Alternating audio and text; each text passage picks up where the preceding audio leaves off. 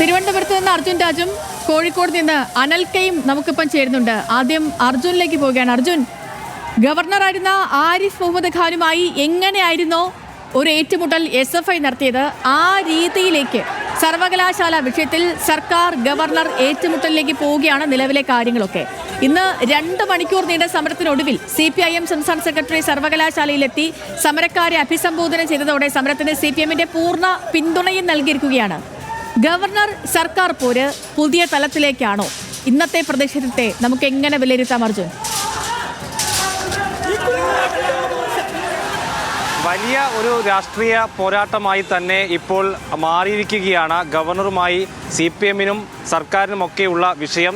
SFI കൂടി വലിയ സമരത്തിലേക്ക് എത്തിയതോടുകൂടി ഇനി എന്തൊക്കെ സംഭവിക്കുമെന്നുള്ളത് വലിയ ചോദ്യചിഹ്നമായി തന്നെ നിൽക്കുകയാണ്. നമുക്കറിയാം, സേതു പറഞ്ഞതുപോലെ തന്നെ ആരിഫ് മുഹമ്മദ് ഖാന്റെ കാലത്തൊക്കെ സർവകലാശാലകളിലേക്ക് SFI ശക്തമായിട്ടുള്ള പ്രതിഷേധം നടത്തിയിട്ടുണ്ട്. ഇതേ നിലപാട് തന്നെയാണ് ആരിഫ് മുഹമ്മദ് ഖാനും എന്ന് CPMും SFIയും ഒക്കെ പറഞ്ഞിട്ടുണ്ട്. പക്ഷേ അതിനൊക്കെ അപ്പുറത്തേക്ക് ശക്തമായിട്ടുള്ള പ്രതിഷേധം, അതായത് സർവകലാശാലകളുടെ ചരിത്രത്തിൽ തന്നെ തിരുവനന്തപുരത്ത് ഇത്രയും ശക്തമായ ഒരു പ്രതിഷേധമൊക്കെ SFI സമീപകാലത്ത് എന്തായാലും നടത്തിയിട്ടില്ലെന്ന് നമുക്ക് ഉറപ്പിച്ചു പറയാം.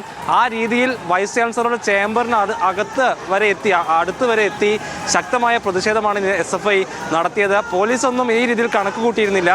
അതായത് കുറച്ച് പ്രവർത്തകർ ബാരിക്കേഡ് മറികടന്ന് പ്രതിഷേധിക്കും, അതിനപ്പുറത്തേക്ക് ഇത്ര വലിയ കൂട്ടമായി ഇരച്ചെത്തി അകത്ത് കയറി പ്രതിഷേധമുണ്ടാക്കുമെന്ന് പോലീസിന് പോലും ധാരണയുണ്ടായിരുന്നില്ല. ആ രീതിയിലാണ് വനിതാ പ്രവർത്തകർ ഉൾപ്പെടെ സമരം നടന്ന് നേരെ ബാരിക്കേഡ് ചാടിക്കടന്ന് അകത്തേക്ക് കയറി ഈ പ്രധാന വാതിൽ തള്ളി തുറന്ന് സമരം ചെയ്തത്. അത് വൈസ് ചാൻസലർ, അതായത് ഇപ്പോൾ താൽക്കാലിക വൈസ് ചാൻസലർ സിസ തോമസ് ആണ്. അവരിന്ന് എത്തിയിട്ടില്ല. പക്ഷേ അവരുടെ ചേംബറിന് തൊട്ടടുത്തുള്ള ഗേറ്റ്, അതിനടുത്താണ് ഇന്ന് SFI 1.5 മണിക്കൂറോളം സമരം ചെയ്തത്. പോലീസ് അത്രയും സമയം കഷ്ടപ്പെട്ട് അവരോടൊന്ന് മാറ്റാൻ ശ്രമിച്ചു. പക്ഷേ അത് വളരെ ബലപ്രയോഗം ചെയ്ത് വലിച്ചു വെച്ചൊക്കെയാണ് SFIയുടെ സംസ്ഥാന സെക്രട്ടറി ഉൾപ്പെടെയുള്ളവരെ പോലീസിന് അവിടെ നിന്ന് മാറ്റാൻ കഴിഞ്ഞത്. ആ രീതിയിൽ ശക്തമായിട്ടുള്ളൊരു പ്രതിഷേധമാണ് ഇന്ന് സർവകലാശാല ആസ്ഥാനത്ത് SFIയുടെ ഭാഗത്ത് നിന്ന് ഉണ്ടായത്. അതിൽ സംസ്ഥാന സെക്രട്ടറിയെ അറസ്റ്റ് ചെയ്ത് നീക്കാൻ പോലീസിന് കഴിഞ്ഞു. പ്രസിഡന്റിനെ അറസ്റ്റ് ചെയ്ത് നീക്കാൻ ശ്രമിച്ചപ്പോൾ പ്രവർത്തകർ ഒന്നാകെ പോലീസിനെ തടയുന്നതാണ് നമ്മൾ കണ്ടത്. അങ്ങനെ ഒരു അക്ഷരാർത്ഥത്തിൽ പോലീസിന്റെ നിക്കാൽ SFIയുടെ നിയന്ത്രണത്തിലായിരുന്നു ഇന്ന് സർവകലാശാല എന്ന് കുറേ സമയം അങ്ങനെയായിരുന്നുവെന്ന് നമുക്ക് പറയേണ്ടി വരും. ആ രീതിയിൽ ചാൻസലർക്കും വൈസ് ചാൻസലർക്കുമെതിരെ ശക്തമായിട്ടുള്ള ഒരു പ്രതിഷേധമാണ് SFIയുടെ ഭാഗത്ത് നിന്ന് ഉണ്ടായത്. അതിന് പൂർണ്ണ പിന്തുണ CPMന്റെ സംസ്ഥാന സെക്രട്ടറി ആ സമര സ്ഥലത്ത് എത്തി തന്നെ പ്രഖ്യാപിക്കുകയും ചെയ്തു.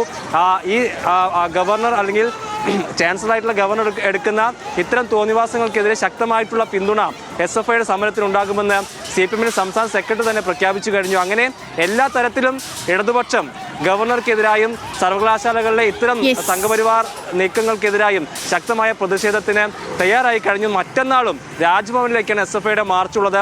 സർവകലാശാലകളിലേക്കും SFI മാർച്ച് നടത്തുകയാണ്.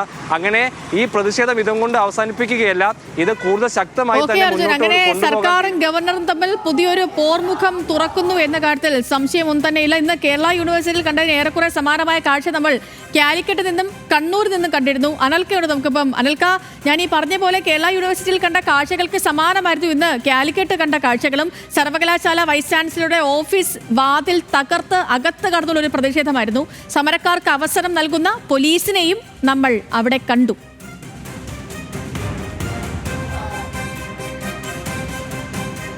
അതെ, തീർച്ചയായിട്ടും സേതുലക്ഷ്മി. ഈ SFI ഇന്ന് സംഘടിപ്പിച്ച പ്രതിഷേധം അത് ആദ്യം തുടങ്ങിയത് കാലിക്കറ്റ് യൂണിവേഴ്സിറ്റിയിലായിരുന്നു. കാലിക്കറ്റ് യൂണിവേഴ്സിറ്റിയിലെ ആസ്ഥാനത്തേക്ക് SFI പ്രവർത്തകർ സംഘടിച്ചെത്തി അത്തരത്തിൽ കവാടത്തിന് മുന്നിൽ ആദ്യഘട്ടത്തിൽ പ്രതിഷേധിച്ചു. പിന്നീടാണ് വിദ്യാർത്ഥികൾ കൂടുതലായി എത്തുകയും അതിനുശേഷം ഈ VCയുടെ ചേംബർ ഇരിക്കുന്ന ഓഫീസിലേക്ക് പ്രവർത്തകർ തള്ളിക്കയറുകയും തുടർന്ന് VC ചേംബറിന് മുന്നിൽ അത്തരത്തിൽ ഒരു പ്രതിഷേധ മുദ്രാവാക്യം വിളിക്കുന്ന ഒരു സാഹചര്യത്തിലേക്ക് കാര്യങ്ങൾ എത്തുകയും ചെയ്തിട്ടുള്ളത്. അതിനുശേഷം VCയുടെ പേഴ്സണൽ സ്റ്റാഫിനെ അടക്കം ഉപരോധിക്കുന്നൊരു സാഹചര്യമുണ്ടായി.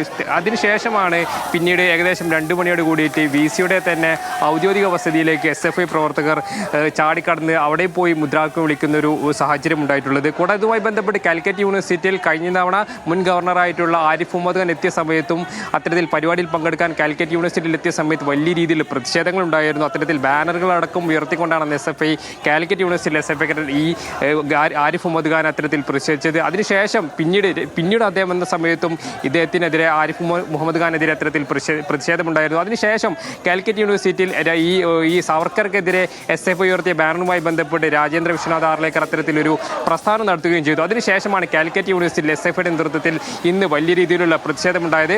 SFIയുടെ കേന്ദ്ര കമ്മിറ്റി അംഗമായിട്ടുള്ള അക്ഷരയാണ് ഇത്തരത്തിൽ പരിപാടി ഉദ്ഘാടനം ചെയ്തത്. ആ ഘട്ടത്തിൽ തന്നെ വലിയ വിദ്യാർത്ഥി പങ്കാളിത്തം ഉണ്ടായിരുന്നു. അതായത് ഈ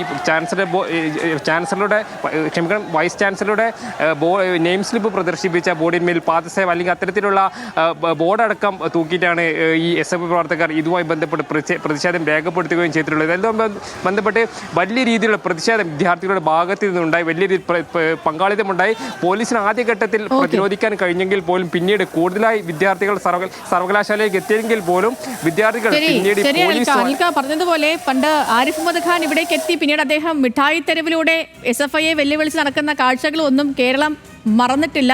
ഏറെക്കുറെ അതേ തരത്തിലേക്ക് തന്നെ പോവുകയാണ് ഗവർണർ രാജേന്ദ്ര അർലേക്കറും ഒപ്പം സർക്കാരുമായുള്ള പോര് ഭാരതാംബ വിവാദവുമായി ബന്ധപ്പെട്ട് ഇന്ന് സർവകലാശാലകളൊക്കെ അക്ഷരാർത്ഥത്തിൽ ഒരു സമര കളം ആയി തന്നെ തീരുകയായിരുന്നു. വിവരങ്ങൾ നൽകുകയായിരുന്നു കാലിക്കറ്റിൽ നിന്ന് അനൽക്കയും തിരുവനന്തപുരത്ത് നിന്ന് അർജുനും.